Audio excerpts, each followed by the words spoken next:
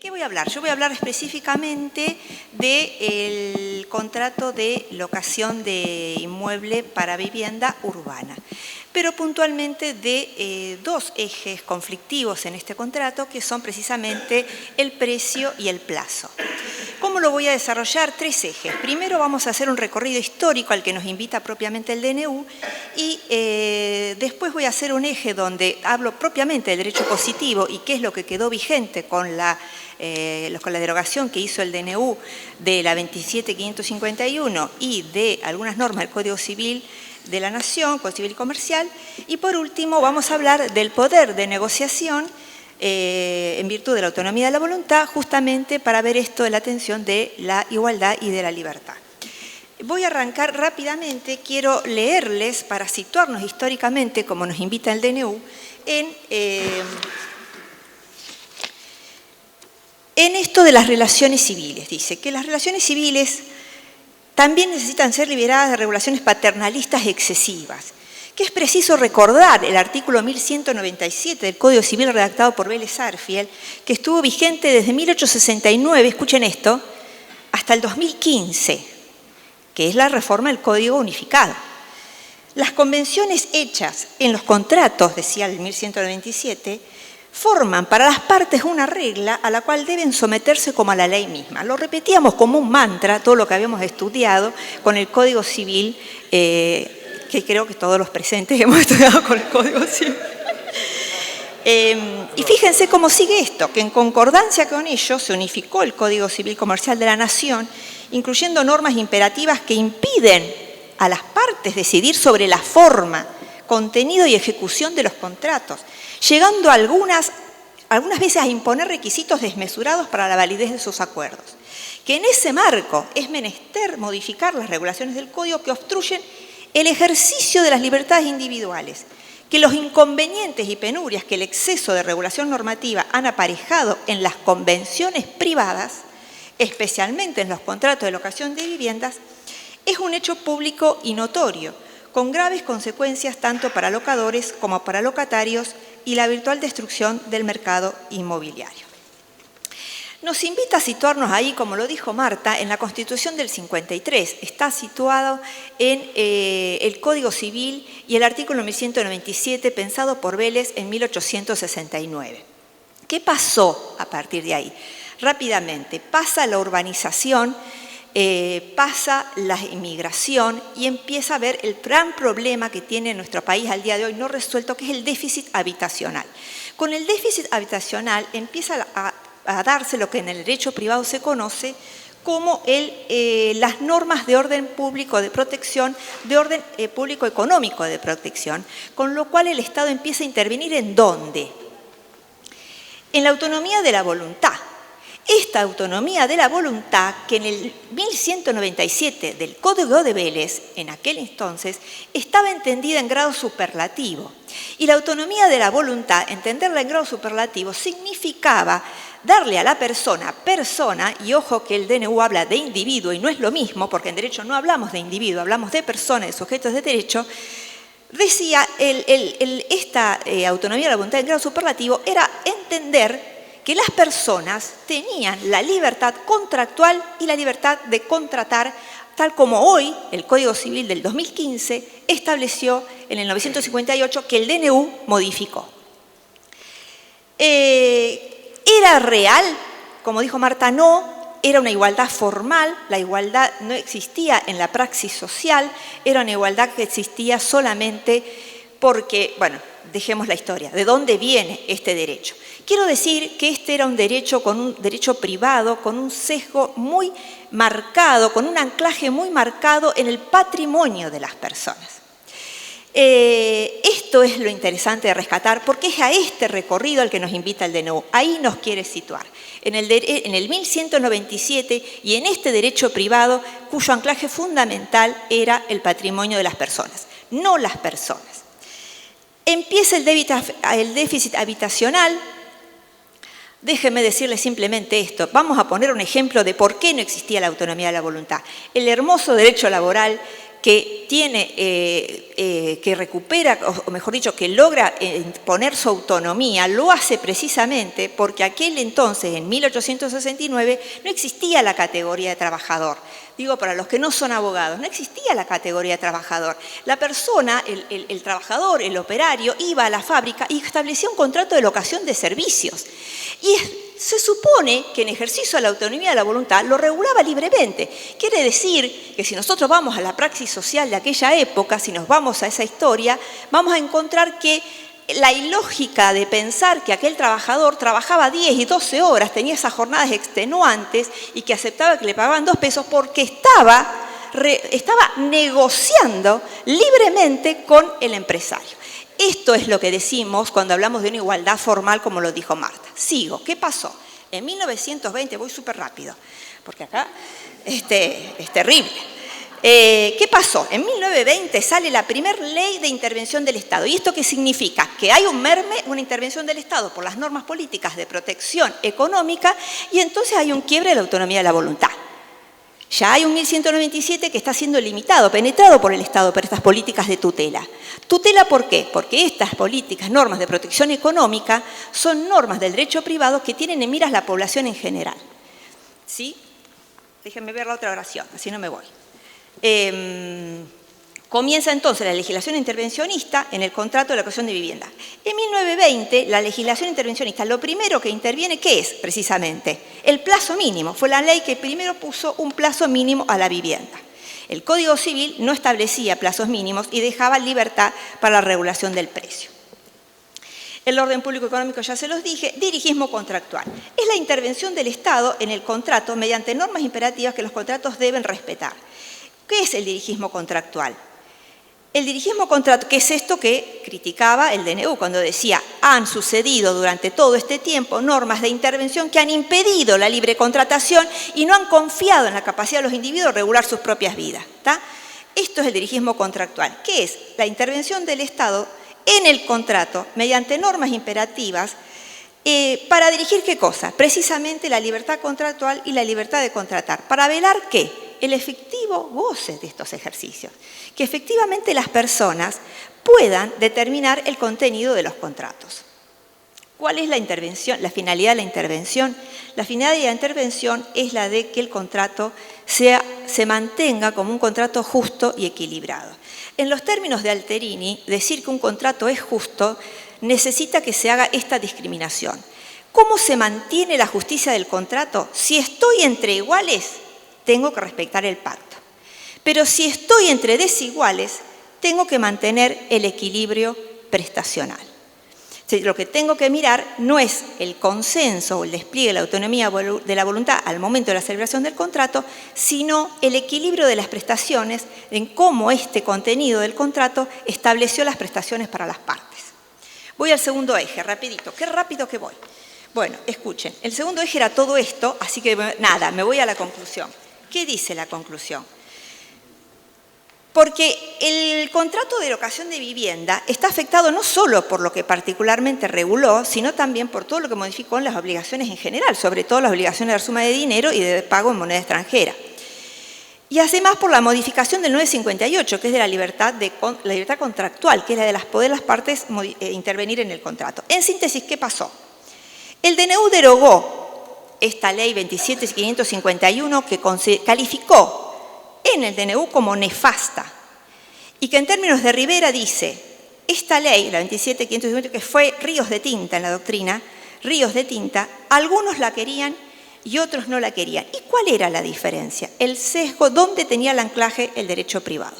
Si en el patrimonio o como fue virando el derecho privado, como se fue transformando y que finalmente se termina consagrando en la reforma del Código, en la persona humana. El DNU derogó los plazos mínimos legales con carácter imperativo en el actual artículo 1198, estableciendo que el plazo es el primer lugar el que fijan las partes. Si algo había dado intervención en este recorrido de la legislación, si algo caracterizó la intervención del Estado fue precisamente en estos dos temas, el precio y el plazo, dándose sucesivas leyes. ¿Ha sido conflictivo? Sí. ¿Ha sido un déficit de incumplimiento del Estado de políticas públicas? Sí. Esto es lo que significa la importancia del contrato de locación, porque como hay un déficit del Estado, el contrato de locación de vivienda es una herramienta del Estado para poder él garantizarle a la ciudadanía el acceso a la vivienda digna del 14 bis. ¿Se da abuso en la historia de la legislación? Sí, es la única materia que mínimo tiene 23 leyes desde 1921 hasta la vuelta a la democracia con la 23091. Tuvimos el oxímoron jurídico por excelencia en esta materia, legislaciones de emergencia en materia locativa que duraron 30 años, o sea, una emergencia de 30 años. Es una locura. Entonces, ¿qué hace ahora? Viene a decirnos esto, viene a decir que quiere venir a liberarnos, a recuperar nuestra capacidad de determinar nuestras vidas, y entonces liberó todo, liberó el plazo y liberó el precio. Y dijo en el plazo, el que las partes quieran. Subsidiariamente deja el plazo que tenía el Código Civil y Comercial, que después tocó la 27551, pero el que tenía, el del 2015, el Código Unificado, era el de 2 años. Y lo deja en forma subsidiaria. Y se encarga muy bien en la otra parte, que no les leí para no cansarlos, de decir muy claramente que lo que prima es lo que ponen las partes y que lo que dice el código es supletorio, supletorio, supletorio. Y lo dice en el 960, en el 958 y en el 989, con la modificación del DNU. En cuanto al precio, ¿qué estableció? Que las partes pueden, a su elección, pactarlo en moneda de curso legal o extranjera. Priva al locatario de poder pagar el equivalente en moneda de curso legal cuando el precio se fijó en moneda extranjera. Esto es terrible y lo dice específicamente en el contrato de locación de vivienda, pero también lo dice cuando modifica el 765, que dice, antes, ¿qué pasaba? Usted tiene un alquiler de la cláusula dice $800, usted tiene que pagarle $800, se dijo que le tenía que pagar los billetes, no los consigue. Antes usted podía consignar el equivalente de moneda de curso legal. Ahora no lo va a poder hacer porque lo dice en la parte general de las obligaciones de dar suma de dinero y porque lo dice específicamente en el contrato de locación. Entonces, va a incumplir y va a dar lugar al desalojo. Establece entonces, priva al locatario de pagar, establece que el artículo 10 de la Ley de Convertibilidad, que prohíbe la actualización de las obligaciones de asumir, no es de aplicación a este contrato, por lo tanto permite que las partes puedan ajustar libremente el precio. En ese sentido estipula que su actualización puede hacerse por cualquier índice, incluso usando el de la moneda extranjera. Tercer eje, ya terminé, miren qué breve. El tercer eje es este, ver qué pasó, el poder de negociación. ¿Qué poder de negociación tiene la persona humana cuando tiene que entrar a un contrato de locación, habitacional? Pasaron más de 140 años desde que se sancionó ese código de 1869, el Código de Vélez, desde aquel 1197. El derecho privado actualmente, en todo ese camino que estuvimos marcando, que era más paulatino, con muchos ejemplos, pero me voy a simplificar a esto, el derecho privado fue cambiando su anclaje, como les decía, del patrimonio a la persona humana. ¿Qué concibe el derecho privado? Que el centro del sistema es la persona y que el derecho tiene que tener, el derecho privado, como objetivo la tutela de la persona humana. Esto es, la persona en todos sus despliegues, como persona con otra persona, como persona en su derecho de familia, como persona frente a los monopolios. Por ejemplo, voy a dar un ejemplo muy apropiado. ¿Qué pasa con el contrato de medicina prepaga? Ahí tiene usted un ejemplo clarísimo de la falta de poder de negociación que ha llevado incluso a este mismo gobierno a tener que intervenir para que bajen el precio. Esto es lo que estamos hablando cuando hablamos de poder de negociación. Usted tiene la libertad de entrar al contrato. Usted se antoja, pasa por un banco y dice, quiero una tarjeta de este banco, entra y dice, bueno, entra a pelear con usted, pero ¿para qué quiere otra tarjeta? Bueno, pero lo decide, entró al contrato. Pero cuando se sentó ahí, le dan un contrato preredactado y no tiene la posibilidad de mover una sola cláusula. Esto es decir que no tiene la libertad contractual, no tiene la posibilidad de determinar el contenido del contrato. Y yo no le puedo decir al banco, bueno, con cada uno vos me vas a negociar el contrato, hacelo, preredactalo. Tenete las cláusulas preredactadas, que la persona entre y pone el gancho y ya está. Pero yo no te voy a permitir que en el ejercicio de esa facultad vos hayas estipulado cláusulas abusivas. Entonces, ¿qué dice? Bueno, vamos a ver, nos estamos dando cuenta, ¿qué cosa? Que se ha mermado la posibilidad, el estricto carácter consensualista que tenía el contrato, no existe más. Lo que hay ahora, lo que mira la doctrina, el derecho privado, no es este carácter consensual, sino el equilibrio prestacional que tiene que mantener el contrato. Entonces, este equilibrio prestacional ¿qué hizo el codificador, el legislador del Código Unificado? Dijo, te voy a dejar, en virtud de cómo se celebra el contrato, te voy a dejar 3 categorías. Fraccionó el contrato en 3 categorías. Y está el contrato paritario, que se supone que es entre las partes que tienen el mismo poder de negociación. El contrato de adhesión a cláusulas predispuestas generales y el contrato de consumo. Estas 3 categorías, y dijo, yo, en virtud de dónde se encuentre la persona, voy a establecer una tutela en particular. Claro, la tutela es judicial, ¿no es cierto? No es una tutela, es decir, el inquilino que tiene que ir a negociar, hoy se encuentra con el 1198 que le da liberación de los plazos y con el 1199 que le da liberación de los precios. Entonces, ¡ay, mi Marta se levantó! En este contexto, el poder de negociación de la persona se encuentra fuertemente comprometido. ¿Qué hace el derecho privado? ¿Qué le interesa? Le interesa mantener el equilibrio prestacional. Cuando este equilibrio prestacional se ha visto violentado por cláusulas abusivas, el juez tenía toda la facultad de poder intervenir el contrato y declarar la nulidad de la cláusula y de integrar nuevamente con una cláusula que era la cláusula justa. Poder que ahora el DNU le saca, con lo cual vulnera todavía más la posibilidad del inquilino, porque si le saca la posibilidad de integrar una cláusula, es decir, que el juez diga cuál es la cláusula justa, el contrato no puede subsistir porque el precio es esencial al contrato de locación, el contrato se tiene que declarar resuelto, obligando al locatario a salir otra vez al mercado a establecer otro contrato de locación de vivienda. Con lo cual la vulneración es muy fuerte. ¿Qué digo para cerrar? Para cerrar les digo esto, el derecho comparado. ¿Qué pasa con el derecho comparado? ¿Qué pasa con el primer mundo? ¿Hacia dónde va el derecho privado en el derecho comparado? Va hacia la intervención del Estado en la política de precios.